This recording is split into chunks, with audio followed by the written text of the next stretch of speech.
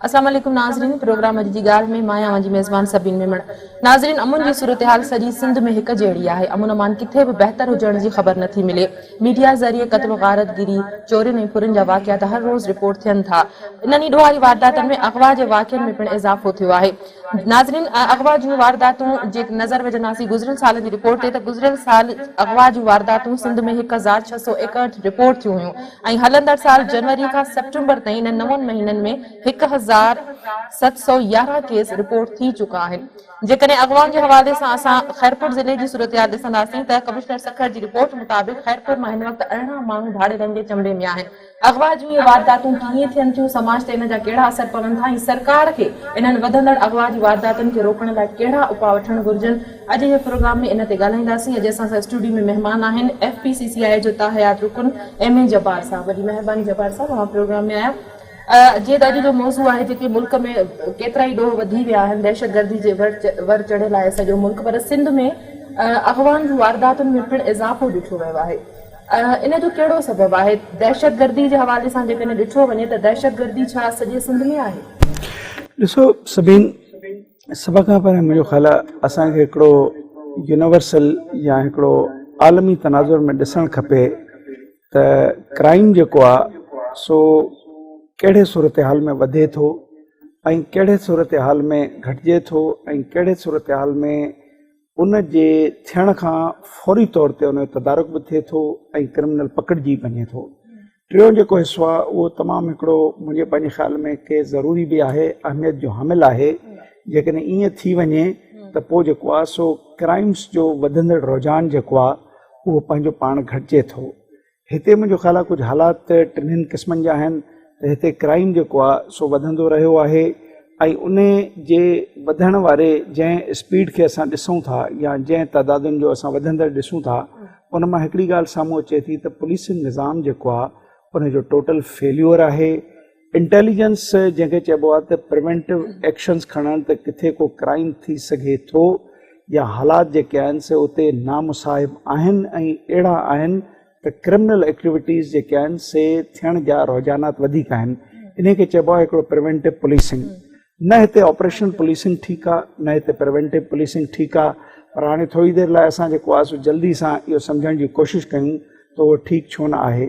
तव्हां मुंहिंजो ख़्यालु आहे इहे ॻाल्हियूं कई मरतबा ॿुधियूं हूंदियूं, असां त प्राइम मिनिस्टर जे वाता ॿुधियूं, असां त तमामु वॾे वॾे सोशल साइंटिस्ट जे वाता ॿुधियूं ऐं federation of Pakistan chamber of commerce जिते हर वक़्तु असांजो मौज़ू इहो ई रहंदो आहे त आख़िर बिज़नेस में सनत ऐं तिजारत खे जेकॾहिं हिमथाइणो आहे, वधाइणो आहे, सरमाएकारी करणी आहे ऐं इकोनॉमिक ग्रोथ खे वधाइणो आहे, पाकिस्तान में रेवेन्यू ऐं एक्सपेंडिचर जे विच में जेको हेॾी वॾी जेको आहे सो गैप आहे जंहिंजे करे हर हुक्मरान ॻाल्हियूं करे थो कशकोल तोड़ देंगे, पर उन खां वॾो कशकोल खणी थो वञे जेको पुराणा हुक्मरान खणी था अचनि। हाणे असां जेको आहे सो इन अगवा जे मुतालिक़ ॻाल्हायूं त पुलिसिंग निज़ाम जे फेल्यूअर जे करे हिन क़िस्म जो, हिनखे अंग्रेजी में चवंदा आहिनि हिकिड़ो हीनियस क्राइम, तमामु हिकिड़ो जेको आहे जेके चइजे त हिकिड़ो उहो क्राइम जेको नंढनि क्राइम्स जे स्टेजिस खां मथे करी करे वञे थो। हाणे इहो क्राइम ईअं कोन थो थिए, इहो हिकिड़ो ऑर्गेनाइज़ क्राइम आहे ऐं इन में पुलिस जी कनाइवेंस या इग्नोरेंस या साइलेंट या अखियूं बंदि करणु जेको आहे उनखे असां एक्सक्लूड नथा करे सघूं, ख़ारिज बहस बि नथा करे सघूं। जेकॾहिं सिंध जी असां सूरत हाल ॾिसूं त सिंध में जेको आहे सो कराची खां अलावा डिस्ट्रिक्ट्स में बि जेको आहे सो अहिड़े क़िस्म जा वाक़ियात माण्हू कंहिं न कंहिं आउटलास जे चंबे में आहिनि। खणी ॻोठनि में इन खे असां धाड़ेल था चऊं ऐं शहरनि में इन्हनि खे आउटलास था चऊं, गैंगस्टर्स था चऊं, हिकिड़ा ग्रुप्स था चऊं। पर हिकिड़े वॾे शहर में मेगा सिटीअ में जेकॾहिं पुलिसिंग असांजी एतिरी जेका आहे सा नॉन इफेक्टिव थी वई आहे त साल में ऑन एन एवरेज 1000 खां उहे वाक़ियात आहिनि जेके CPLC वटि जमा थियनि था मुख़्तलिफ़ थाणनि जे हवाले सां। 2000 खनि असांजी पंहिंजी स्टडी जेका आहे सा इहा आहे त घटि में घटि 3000 इहे वाक़िया थियनि था, 2000 नॉन रिपोर्टेड आहिनि।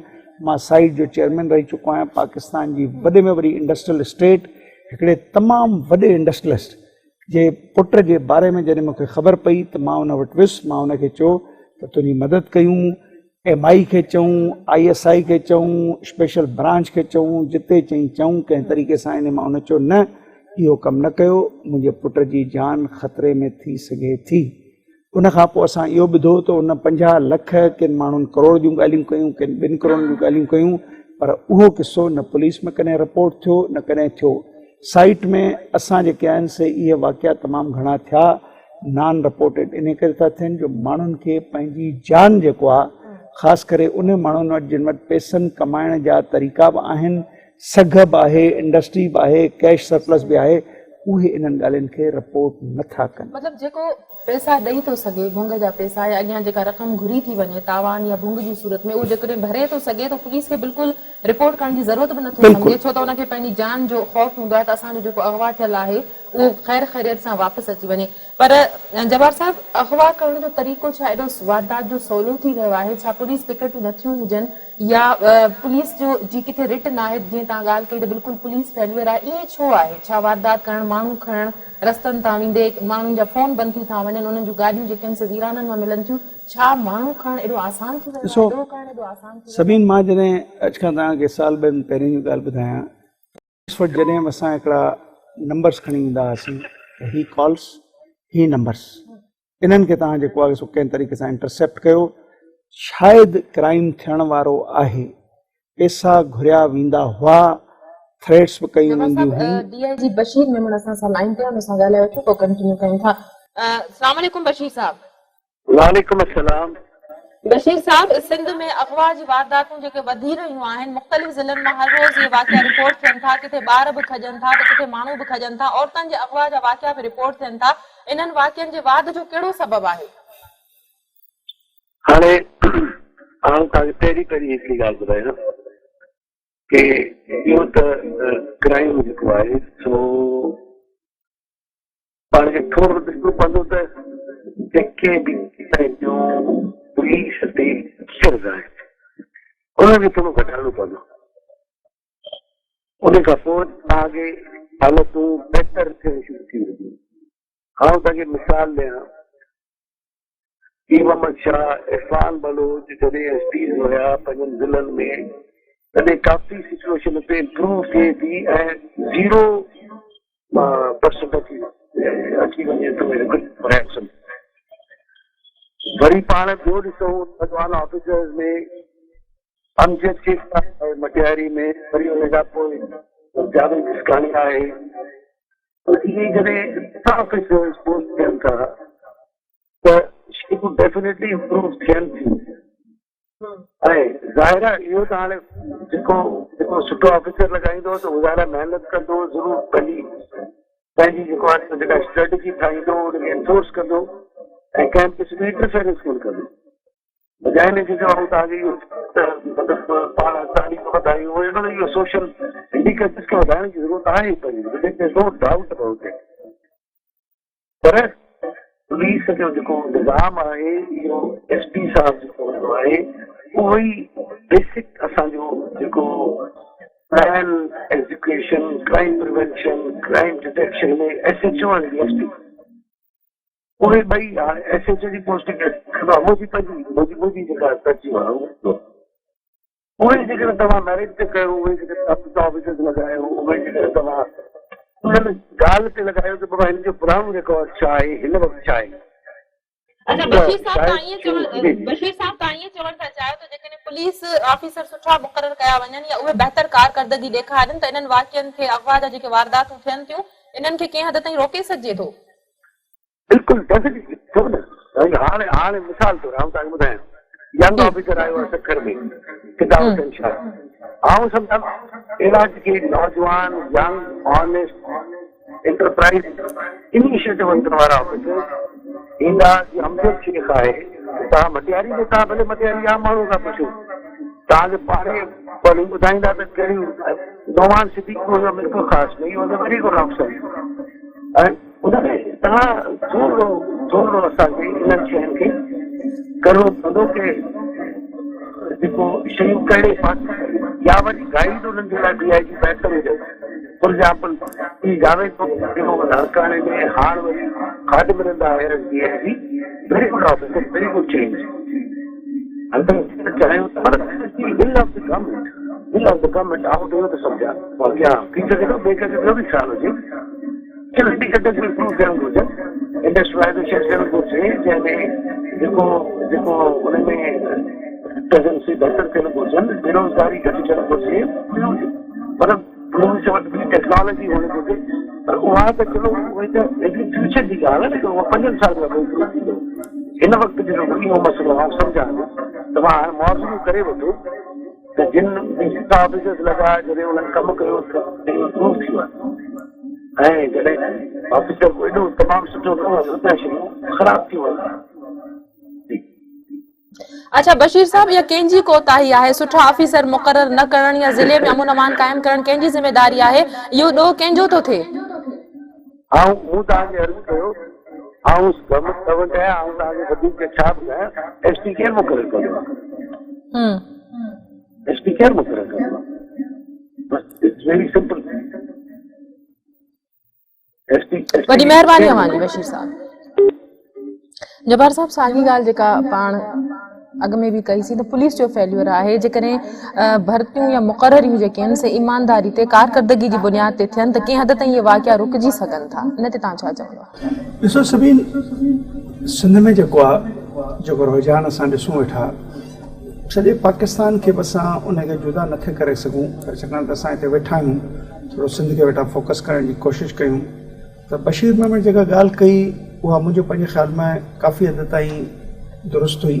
बशीर महमद जो जेको वॾे में वॾो मसइलो हो त हिकिड़ो गवर्नमेंट सर्वेंट थी करे इहो न चई त एसपी मुक़ररु चीफ मिनिस्टर कंदो आहे, उनखे शायदि जेके रिस्ट्रिक्शन्स ऐं जेके हिकिड़ो लिमिटेशन्स आहिनि तव्हां सम्झी सघो था, असां बि सम्झी सघूं था, पर इहा हिकिड़ी पॉलिटिकल लीडरशिप आहे जेका कंहिं बि मेरिट खे रिटेन कंदी आहे। इहा पॉलिटिकल लीडरशिप आहे जेका इन क्राइम खे घटि करण जे हवाले सां जेका बशीर ॻाल्हि कई उहा बिल्कुलु दुरुस्त कई। मां जॾहिं साइट जो चेयरमैन हुयुसि त हिकिड़ो सुठो छोकिरो एसपी पीएसपी आयो, सॼे साल में असां ॾिठो त क्राइम रिलेटेड एक्टिविटीज़ घटिजी वयूं। उन खां पोइ असां हिकिड़ो सिफ़ारिशी कंहिं वज़ीर जो भाइटियो भाणेज ॾिठा, असां ॾिठो त क्राइम वधियो। असां उहा जेका हिकिड़ी तर्जो करण जी कोशिशि कंदा आहियूं छो वधियो, असां इहो ॾिठो त उहो पुलिस ऑफिसर ख़ुदि क्राइम्स जो हिकिड़ो हिसो आहे। जेकॾहिं को बि पुलिस ऑफिसर जॾहिं पंहिंजी पर्सनल वेलफेयर लाइ, पर्सनल वेलफेयर जो मतिलबु आहे 4 ॾोकड़ कमाइण लाइ, जेकॾहिं उते जेको आहे सो उन डिस्ट्रिक्ट जी एडमिनिस्ट्रेशन जे हवाले सां पुलिसिंग संभाले थो त उते क्राइम वधंदो घटिजंदो न, छाकाणि त जॾहिं आउटलॉज जे तरीक़े सां कमायल पैसनि मां जेकॾहिं पुलिस जॾहिं हिसेदार थींदी आहे त उते लॉ एंड ऑर्डर जो मतिलबु आहे त ऑर्डर मेंटेन लॉ जे ज़रिए न थींदो बल्कि ऑर्डर डिसऑर्डर थींदो। हाणे इन ॻाल्हि खे थोरो 2-3 मिंट ॻाल्हायूं, इन ते ब्रेक खां पोइ वरी कंटिन्यू कयूं था। ब्रेक जो वक़्तु आहे नाज़रीन, वक़्तु आहे ब्रेक जो, वठूं था ब्रेक।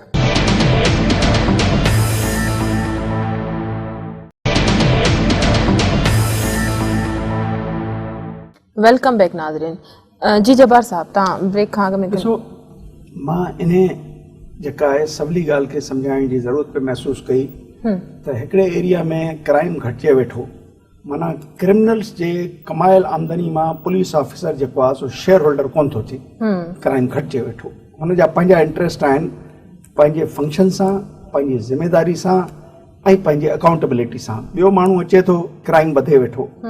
आउटलॉज जेके हिकिड़ो इलीगल क़िस्म जी जेके आहिनि, जेका हुननि जी आमदनी आहे उन मां उहो हिसेदारी कनि था, उन हिसेदारीअ जे करे जॾहिं पुलिस ऑफिसर उन जो हिसो थियनि था त क्राइम वधे थो। हाणे थोरी देरि लाइ मां हिकिड़ी ॻाल्हि ते ईंदुसि त तव्हांखे जेकॾहिं यादि हूंदो त कराची में हिकिड़ी वॾी एक्सटेंसिव रिसर्च थी, असां फेडरेशन में कई, चैम्बरनि में कई, NGOs कई। 81 करोड़ रुपयनि जो एस्टिमेट आहे त कराची में क्रिमिनल एक्टिविटी ज़रिए 81 करोड़ रुपयनि जो कारोबार थिए थो, तमामु वॾो कारोबार अथव। लॉ, हाणे लॉ में पहिरियों असां छा अचूं, लैंड ग्रैबिंग, हा, असांजी जेका master planning zero, land grabbing जे ज़रिए छा वेठो थिए, मास्टर प्लानिंग जॾहिं न हूंदी आहे त वर्टिकल राइज़िस खे इजाज़त ॾिबी आहे, ग़लति तरीक़े सां लैंड जो प्राइज़ूं वधनि थियूं। 100 वालनि जे लैंड जी प्राइज़ जॾहिं 8-10 करोड़ शाहराए फैसल ते थिए थी, उन में तव्हां ॾिसो कहिड़ी अट्रैक्शन आहे। इन लैंड में जेके माण्हू लैंड माफिया सां कमु कनि था, इहे बग़ैर कंहिं पुलिस जे सहकार सां पॉसिबल न आहे। हिते पैसनि जी एक्सचेंज आहे। वरी जेकॾहिं असां अॻिते अचूं ड्रग्स, ड्रग्स जेका आहे असां टीवियुनि में वेठा ॾिसूं, जंहिं घर में को ज़ाती टेलीविज़न दिलचस्पी वठी करे वञी का आइडेंटिफिकेशन करे थो, कलाक जो प्रोग्राम वेठा ॾिसूं। घरनि में ड्रग्स पे था हलनि, ड्रग्स जी प्रमोशन पे थी थिए। इट्स मनी, ही पैसा आहिनि, इकोनॉमी अथव, खणी आउट लॉ इलीगल इकोनॉमी आहे, but there is the money. अॻिते जेकॾहिं असां वधी अचूं, असां ॾिसूं था त असां वटि एक्सटॉर्शन आहे, सिंधीअ में उर्दू में भत्ता भत्ता भत्ता। कराची में हर पैसे वारो माण्हू हिकिड़ो त फेडरल बोर्ड ऑफ रेवेन्यू खे वेठो टैक्स ॾिए, हुकूमत पाकिस्तान, सिंध हुकूमत खे SRB जे हवाले सां वेठो टैक्स ॾिए, टियों टैक्स वीचारो इहो वेठो ॾिए। उहो टैक्स काॾे थो वञे, आया ओवरसीज़ पे थो वञे, आया हिते वेठो मुख़्तलिफ़ हंधनि ते अचे।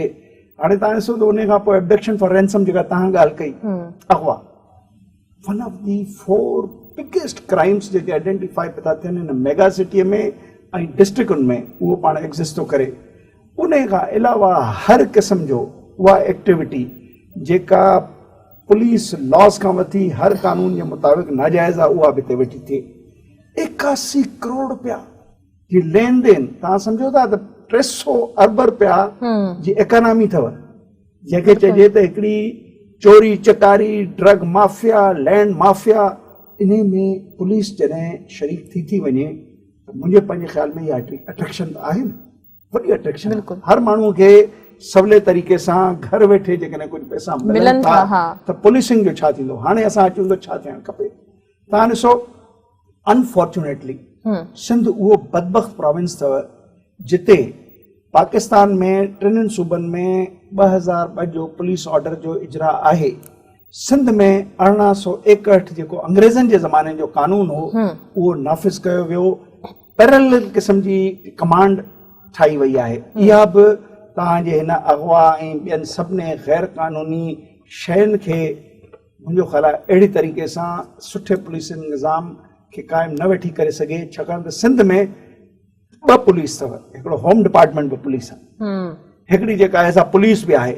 वरी उन पुलिस जे इख़्तियारातनि में जेको 2002 में हिकिड़ो इंडिपेंडेंट कॉन्सेप्ट हो, टेन्योर बेस्ड कॉन्सेप्ट हो। हाणे मां सम्झाइण जी कोशिशि कयां, बशीर जेका ॻाल्हि पे कई, त तव्हां जेकॾहिं हिकिड़े कानून मुताबिक़ कंहिं पुलिस ऑफिसर खे हिकिड़ी स्नॉप्सिस ठाहे करे, हिन जो ट्रैक रिकॉर्ड छा आहे, करप्शन जे हवाले सां घटि आहे, हिन जो ट्रैक रिकॉर्ड छा आहे, हिन क्राइम फलाणे हंधि वियो, उते क्राइम रेट खे घटाई, हिन जो ट्रैक रिकॉर्ड छा आहे, शोहरत सुठी, हिन जो ट्रैक रिकॉर्ड छा आहे, सोशलाइज़न करे थो, हिन जो ट्रैक रिकॉर्ड छा आहे, प्रेस क्लबनि में वञे थो, माण्हुनि सां मिले थो, 24 कलाक कमु करे थो। तव्हां उन स्नॉप्सिस में 3 माण्हुनि मां हिकिड़ो माण्हू पिक कयो, उहो वियो। उन खां पोइ उनखे तव्हां 3 सालनि जी टेन्योर पोस्टिंग अश्योर कई, चीफ मिनिस्टर बि उनखे नथो हटाए सघे। ही लॉ अथव 2002 जो। उन खां पोइ उन लॉ में सिंध में लागू न आहे। उन में पुलिस जी कंप्लेंट जे मथां पब्लिक सेफ्टी कमीशन आहे। तव्हां जर्नलिस्ट तौर ते तव्हां बि उनजा मेंबर आहियो, मां एज़ अ बिज़नेस लीडर मां मेंबर आहियां। उन खां पोइ वरी जेका सेंट्रल इन क़िस्म जी पब्लिक सेफ्टी कमीशन आहे, उन में IGs जी पैनल खे सिविल सोसाइटी इलेक्ट कंदी त बाबा ही जेको शाहिद बलोच आहे, इन जे हवाले सां का बि अहिड़ी ॻाल्हि साम्हूं कोड़े जो त हिन जेको आहे किथे रहियो हुजे, को क्राइम खे घटि कयो हुजे। दिस इज़ अ प्रोविंस जिते क्राइम पीक ते आहे। हिते त तव्हांखे बेस्ट IG रखिणो आहे, हिते तव्हांखे 3 हंधनि ते 3 DIGs जेके रखिया अथव उहे अबव दी बोर्ड रखिणा आहिनि, तव्हांखे CCPO अबव दी बोर्ड रखिणो आहे, त उहे जेके आहिनि से कंहिं प्रेशर में न अचनि। पर 1861 वारो निज़ाम मौजूदु आहे। हिन वक़्तु बि माण्हुनि जूं पोस्टिंगूं इन करे पई थियूं थियनि त हू कंहिं न कंहिं जा भाइटिया, पुट, भाणेज या टेंडर, उहो टेंडरिंग जे ज़रिए पे था अचनि। टेंडरिंग तव्हां लफ़्ज़ सम्झो था त हाणे टेंडर त असां ॿुधंदा आहियूं त बाबा वापार में टेंडर आहे, हाणे नौकरियुनि में टेंडर अची वियो आहे। मां पंहिंजी ज़िंदगी में टेंडर जो लफ़्ज़ हाणे नौकरियुनि में ॿुधो आहे त माण्हू टेंडर ते था वञनि। ऐं मुंहिंजो पंहिंजे ख़्याल में त इहा ॻाल्हियूं मां नथो कयां, NGOs था कनि, इंपेरिकल एनालिसिस थियूं कनि, स्टडीज़ था कनि।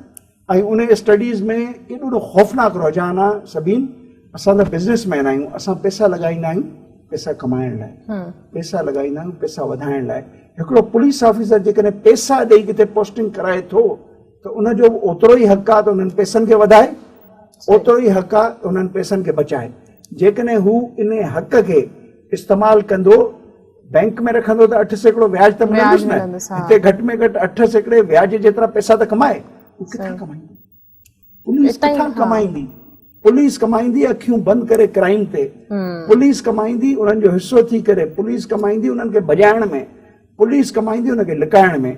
इन करे हिन वक़्तु बि असां वटि उमेद जी किरण इहा ई आहे त जेके ईमानदार शोहरत वारा सुठा पुलिस ऑफिसर सभिनी खोड़ अथव। मां पुलिस ऑफिसरनि खे ॾिठो आहे जेके घर मां टिफिन बॉक्स खणी वञी करे ऑफिस में मानींदा खाइनि, पर उहे वीचारा या त हिकिड़ो नालो हूंदो आहे अवेटिंग पोस्टिंग या उनखे चइबो आहे OSD। जेसि ताईं को माण्हू हिकिड़ी पंहिंजी पब्लिक इलेक्शनिंग एरिया नथो ठाहे, ॿिनि वज़ीरनि सां दोस्ती, चइनि वॾनि माण्हुनि जे घर ते वेठो आहे, उन्हनि जी कमदारी नथो करे, उन वीचारे खे पोस्टिंग जेका आहे सा सिर्फ़ु ख्वाब में ई मिली सघे थी। जेकॾहिं असां मेरिट जो इजरा कयूं, असां जेको आहे सो शोहरत वारनि माण्हुनि खे रखूं, असां उन्हनि माण्हुनि खे जेके हेॾे होॾे लिकल पिया आहिनि, मां तव्हांखे घटि में घटि सिंध में 50 अहिड़नि PSP ऑफिसरनि जा नाला ॿुधाए सघां थो जिन में 30 मां पर्सनली सुञाणा, 20 जी शोहरत ॿुधी आहे, तव्हां उन्हनि खे लॻाए छॾियो, तव्हां वटि क्राइम ई जेको आहे सो अधु थी वेंदो। अच्छा जबर साहब, ॾाढो सुठो तव्हां तर्जियो कयो। जेकॾहिं एॾियूं वारदातूं वधी वियूं आहिनि त वापारी जेके आहिनि या बिज़नेसमैन आहिनि उन्हनि ते कहिड़ो असरु पए थो? जेकॾहिं उन्हनि जे कारोबार ते असरु पए थो, मुल्क जी मईशत ते असरु पए थो, उन्हनि सां जेको आम माण्हुनि जो रोज़गार ॻंढियल आहे इंडस्ट्रीज़ ते, उन्हनि ते असरु पवे थो त बेरोज़गारी वधे थी, बेरोज़गारी वधे थी त अञा क्राइम वधे थो, माण्हू बुख मरनि था, ख़ुदकुशियूं कनि था या ॾोह कनि था। इन हवाले सां कुझु ॿुधायो। ॾिसो सभिनी जेको माण्हू हिते पैसे वारो आहे उहो पंहिंजो पाण खे ख़ौफ़ज़दा थो महसूसु करे, उहो सम्झे थो त हुनजी जेका लाइफ, हुनजी प्रॉपर्टी, हुनजी कमर्शियल एम्पायर्स, हुनजी इंडस्ट्री हिकिड़े ख़तरे में आहे। हू उनखे वधाइण नथो चाहे, पर हुनजी इहा ख़्वाहिश आहे त इहो लॉ एंड ऑर्डर दुरुस्त थिए, ऑर्डर मेंटेन थिए लॉ जे ज़रिए। उन में हुनजी दिलचस्पी आहे। छो दिलचस्पी आहे? ॾिसो हुनजी दिलचस्पी आहे त हू प्रोग्रेस थो करे। अॼु खां 40 साल पहिरें असां जिन माण्हुनि खे चवंदासीं स्मॉल एंटरप्रेन्योर, नंढड़ियुनि फैक्ट्रियुनि वारा हूंदा हुआ, अॼु उहे 16, 20 फैक्ट्रियुनि जा मालिक अथव। इहा प्रोग्रेस थी आहे उन्हनि हालातुनि में जॾहिं एनवायरमेंट में क्राइम एतिरो फ्लॉरिश न पियो थियो ऐं क्रिमिनल एक्टिविटीज़ जेके आहिनि से घटियल हुयूं ऐं सियासी पार्टियुनि पंहिंजा क्रिमिनल विंग्स इंट्रोड्यूस न कया हुआ।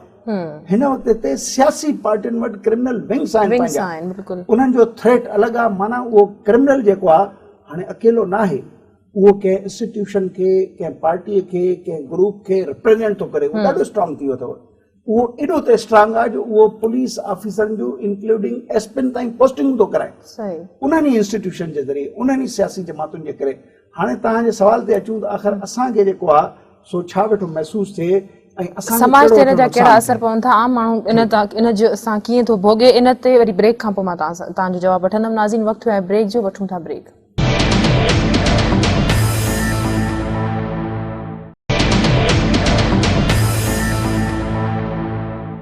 वेलकम बैक नाज़रीन। जी जब्बार साहब, ब्रेक ते वञण खां अॻु में इहो पाण डिस्कस कयोसीं पिए त समाज ते इन जा कहिड़ा असर पवनि था, आम माण्हू जी ज़िंदगी इन सां कीअं सर्वाइव करे थी। ॾिसो थोरी देरि लाइ असां हिकिड़े रियासती उन फिलॉसफी जी ॻाल्हि कयूं त आख़िर रियासत जा कहिड़ा फ़राइज़ आहिनि। रियासत जा फ़राइज़ इहे आहिनि त रियासत हिकिड़ो अहिड़ो माहौल ॾिए जंहिंमें इकॉनमी या मईशत डेवलप थिए। उन मईशत खे डेवलप करण में हिसेदारी कंहिंजी हूंदी आहे? प्राइवेट सेक्टर जी इन मेजर। हुकूमत सिर्फ़ एनुअल डेवलपमेंट प्रोग्राम जे ज़रिए इंफ्रास्ट्रक्चर डेवलप कंदी आहे, फैक्ट्रियूं लॻाइण, कारोबार करण, ट्रेवल एजेंसियूं हलाइण, जेको आहे सो हर कंहिं क़िस्म जा मोबाइल हलाइण, नेम एनी सर्विस। 49 क़िस्म जूं एक्टिविटीज़ आहिनि जेके सर्विस सेक्टर में अचनि थियूं ऐं 98 क़िस्म जूं सब एक्टिविटीज़ आहिनि जेके सर्विस सेक्टर में अचनि थियूं। 98 जेके प्राइवेट सेक्टर करे थो। इंडस्ट्रियल एक्टिविटीज़ में स्मॉल, मीडियम ऐं लार्ज स्केल मैन्युफैक्चरिंग थी अचे। तव्हां ॾिसो एग्रीकल्चर असांजो जेको आहे सो पाकिस्तान जो एग्रीकल्चर जो हाल सिंध में जंहिंजो 25 सैकड़ो आहे। नंढी मिसाल वठो, पाकिस्तान 18 करोड़ माण्हुनि जो मुल्क अथव, 6ठी वॾे में वॾी आबादी आहे। पाकिस्तान 23 मिलियन टन मुश्किल सां कणिक पैदा करे वेठो। यूक्रेन हिकिड़ो मुल्क आहे, आबादी 40 crore, 70 million ton cereal including कणिक वेठो पैदा करे। फ़र्क़ु छा आहे जो हिते लॉ एंड ऑर्डर जिन जी तव्हां ॻाल्हि था कयो, socio economic condition, education, technical जेको आहे सो माण्हुनि जी एक्सपर्टीज़ ठाहिण, माण्हुनि जी सहकार करण जे हवाले सां हुकूमती फ़राइज़ तमामु घणा कमज़ोर पिया नज़र अचनि। हाणे असां अचूं त जेका तव्हां असर ऐं हुननि जूं ॻाल्हियूं कयूं त असांजी डिमांड छा आहे?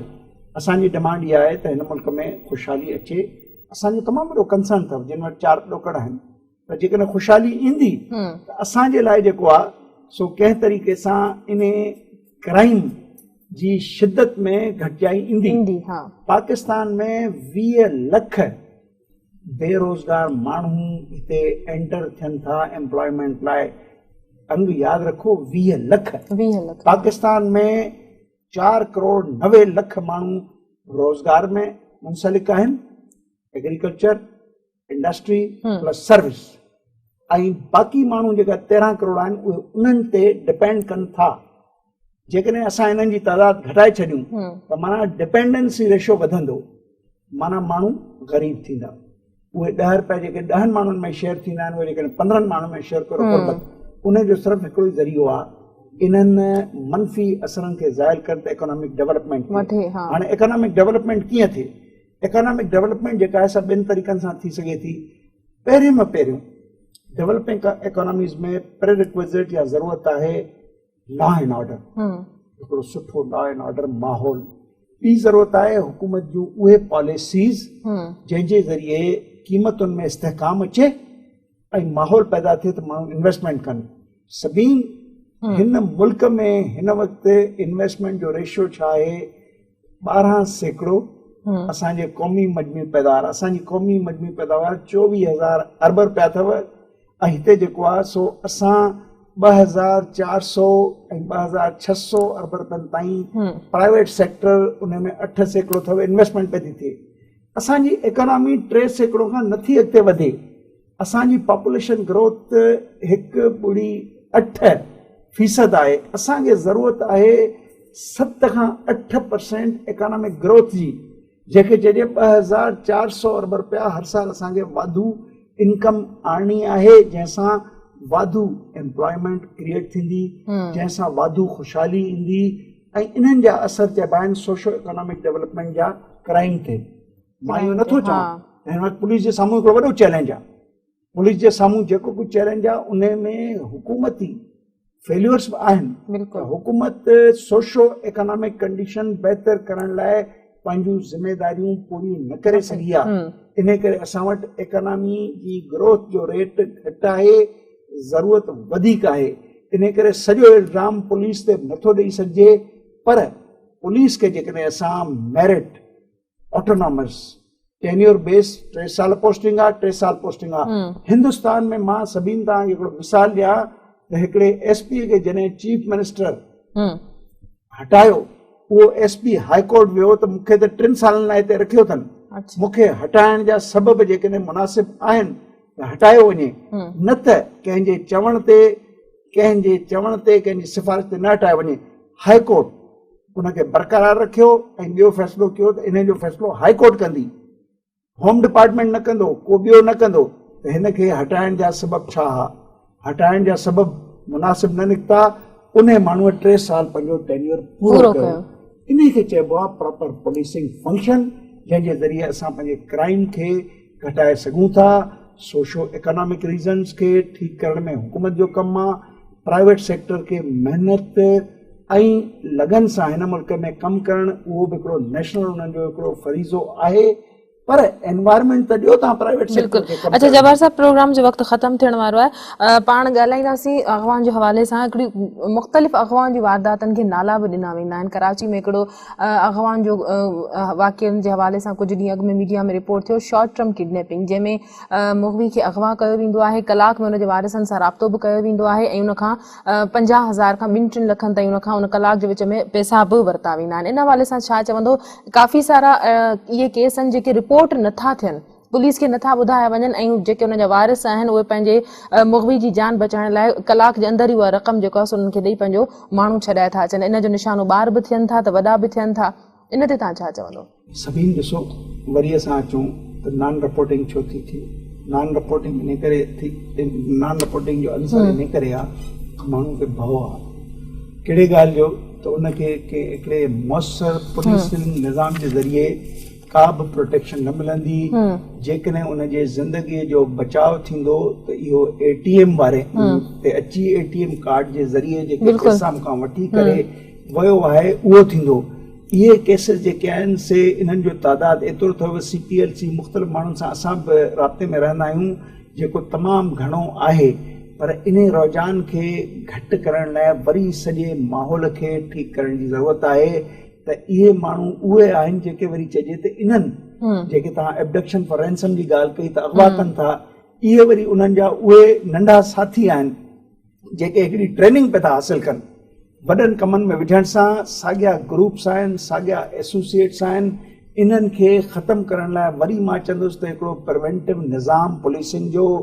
मेरिट वारो निज़ाम पुलिसिंग जो पोस्टिंग में मेरिट वारो निज़ाम चाचा भाइटिया सभिनी हिते प्राइम मिनिस्टर इहा ॻाल्हि करे वियो तव्हां बि ॿुधी त Karachi water and sewerage board वारो माण्हू पुलिस में कीअं वेठो कमु करे स्टील मिल वारा माण्हू FIA में वेठा कमु कनि नैब में वेठा कमु कनि असांजो सॼो हिकिड़ो जेको सर्विलेंस जो सिस्टम आहे जेके चइजे अकाउंटेबिलिटी करण वारो तमामु कमज़ोर थींदो थो वञे जवाहर साहब वॾी महिरबानी अवांजी प्रोग्राम जो टाइम ख़त्म थो थिए तव्हां प्रोग्राम में टाइम कढी आया नाज़रीन अॼु जी ॻाल्हि जो प्रोग्राम जो वक़्त ते ख़त्म थो थिए अॼु जो प्रोग्राम में असां ॻाल्हायोसीं त अफ़वाह जूं जेके वधंदड़ वारदातूं आहिनि इहे छो थियूं थियनि इन्हनि खे कीअं रोके सघिजे थो रियासत जी ज़िमेदारी आहे पॉलिटिकल लीडरशिप जी ज़िमेदारी आहे जेकॾहिं उहे मेरिट ते पुलिस में भर्तियूं कनि उन्हनि जी मुक़ररियूं कनि उन्हनि जी कारकर्दगी खे ॾिठो वञे उन्हनि जे पोएं रिकॉर्ड खे ॾिठो वञे त सुठा ऑफिसर जॾहिं मुक़ररु थींदा सुठो बहितर कमु कंदा त इन्हनि ॾोहनि ते ज़ाब्तो अची सघंदो ईंदड़ प्रोग्राम ताईं पंहिंजी मेज़बान सभी मेमण खे ॾींदा इजाज़त अल्लाह वाहे